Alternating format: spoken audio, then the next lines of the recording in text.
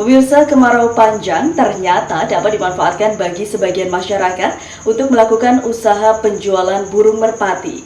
Penjualan merpati ini ternyata dapat mendatangkan keuntungan yang cukup menggiurkan. Kemarau bagi sebagian petani dianggap sebagai masa paceklik, tapi tidak demikian bagi Yono dan penjual burung merpati lainnya.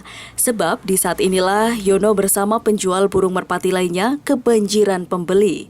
Hampir setiap hari, burung dara atau burung merpati mereka banyak laku terjual.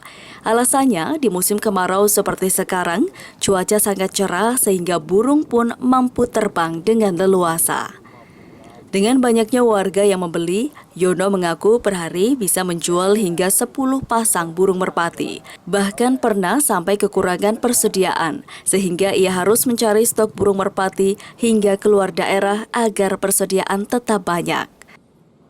Kalau di musim kemarau ini, penjualan darah gimana Mas, menurut prediksi Mas? Ya bagus sih, pokoknya bagus lah. Kalau terang kan bagus, kalau hujan kan kasihan burungnya nggak bisa terbang. Kalau musim kemarau ini banyak pembeli Mas? Iya, alhamdulillah banyak. Kenapa kalau musim kemarau kok banyak pembeli?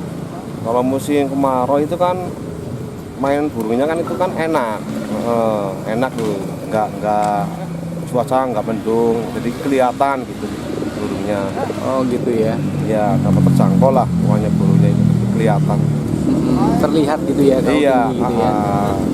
Kalau musim hujan? Nah, kalau musim hujan kan susahnya itu, susahnya burung nggak bisa terbang, cuma makan minum tidur, makan minum tidur, nggak keluar. Iya. Harganya? Harganya ya biasa lah, ada yang 30, 35, 40, kalau yang dudang sama jandanya itu 40.000 ya, ya? 40.000. Kalau giringan ya paling ya minim-minimnya itu yang paling rendah 80 lah. Gitu ya? Harga jual burung merpati yang mereka tawarkan sangat bervariasi, yaitu antara Rp30.000 per ekor hingga Rp200.000 per ekor, tergantung kualitas terbang dan besar kecilnya burung.